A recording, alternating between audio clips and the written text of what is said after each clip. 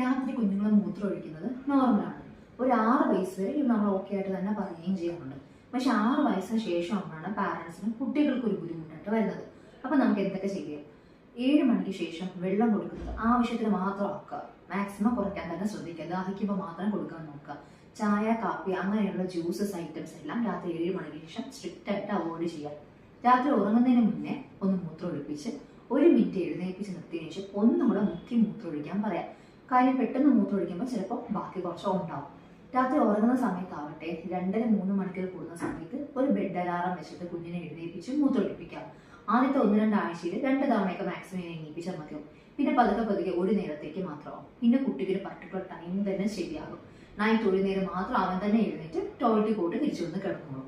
ഇങ്ങനെ urine pass ചെയ്യാതെ ഉള്ള അടുത്ത ദിവസങ്ങളിൽ അവർക്ക് ഒന്ന് പ്രോത്സാഹനമായിട്ട് ചെറിയൊരു ടോഫിയോ ഇല്ലെങ്കിൽ സ്റ്റാറോ എന്തെങ്കിലും കൊടുത്താൽ കുട്ടികൾക്ക് പിന്നെയും ഇതേ ക്യാരക്ടർ ബിൽഡ് ചെയ്ത് വരാനായിട്ട് കുറച്ചും കൂടെ പ്രോത്സാഹനമാകും.